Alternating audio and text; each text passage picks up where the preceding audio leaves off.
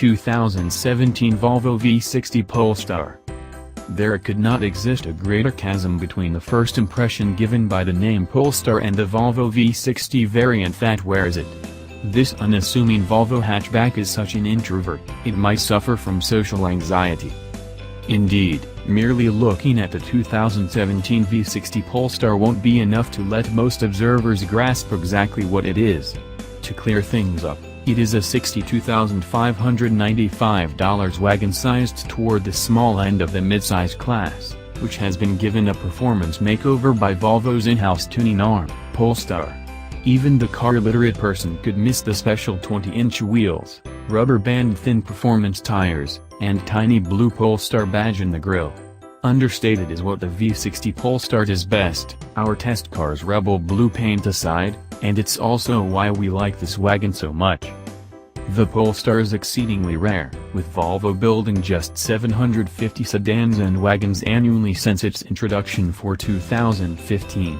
Initially, the wagon and its S60 Polestar sedan sibling bristled with 345 horsepower generated by a turbocharged 3.0-liter inline-six driving all four wheels. For 2017, Volvo has chucked that engine, along with its aging 6-speed automatic transaxle, in favor of a 362 horsepower turbo and supercharged 2.0-liter inline-four and an 8-speed automatic. If that doesn't seem like enough power for the V60's price, well, that's why Volvo isn't bringing many of these Polestars to the land of the Hellcat and the Big Mac. And the net result is, while the changes for 2017 include restyled wheels, new brake rotors, a retuned all-wheel drive system, and revised steering, the new engine is the headliner. Even though we never tested a V60 Polestar with the old engine, we did test its S60 sedan counterpart. Compared with that car, the new V60 is 0.1 second quicker, both to 60 miles per hour, for a speedy 4.4 second run, and to the quarter-mile marker, which it hits in 13 seconds flat.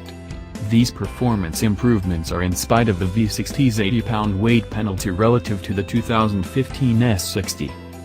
The new engine appears also in the XC90 SUV and the 90 series sedan and wagon, although Polestar extracts an extra 46 horsepower and 52 pounds-to-foot of torque for this application. At low RPM, the supercharger helps spur the four-banger, the effect being instant torque and a hint of blower whine in the cabin. Keeping the throttle, and through the mid-range and at higher RPM the turbocharger takes over, a faint whistle accompanying its work. The combined forced induction strategies give the four-cylinder sharper response than the old inline-six, and its mid-range punch is strong. Some of the newfound pep can be credited to the 8-speed automatic, which generally comports itself better than the slushy 6-speed. Nudging the shift lever to the S-gate activates the Polestar's sport mode, calling up a spicier powertrain program, deepening the exhaust note at idle, by raising the idle speed to about 1,000 revolutions per minute, and adding some starch to the steering. Here, the 8-speed cracks off premonitory downshifts when braking into a corner, and it more aggressively holds lower gears. Slapping at the tiny shift paddles or the shift lever now summons relatively quick up and down shifts with rev matching, while the 6-speed would just sort of blend from gear to gear with no backup from the throttle when shifted manually. The turning point. As before, the Polestar rides on Allen's dampers with fancy valving that allows for different high speed, like a pothole impact, and low speed, spirited driving, damping. The result is quick cycling over sharp impacts without ruining the ride quality, as well as firm composure in corners. The overall chassis setup is still sporty, although our test car seemed to round off the nastier cracks and potholes as well as any car on 20s we can remember. The Polestar goes through corners with an overwhelming sense of grip. A snowy skid pad prevented us from recording lateral acceleration, but the 2015 S60 held on for a sports car like 0.91 grams. Volvo retuned the clutch pack all-wheel drive coupler to apportion more torque to the rear axle and to do so sooner.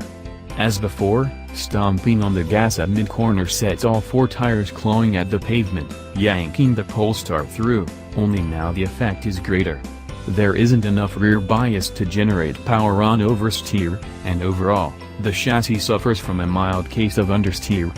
Well, as long as you're on the throttle, otherwise, the Polestar profoundly understeers in tighter bends.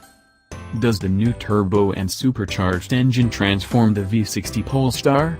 Hardly, and we will miss the old inline-six's BMW-like voice, which has been replaced by an angry vacuum cleaner sound. Nevertheless, we appreciate the small adjustments Volvo made to the rest of the package, from the quicker-acting all-wheel drive to the steering revisions that send more road feel to the driver's hands. And as before, the best way to understand the Polestar is to drive the Polestar.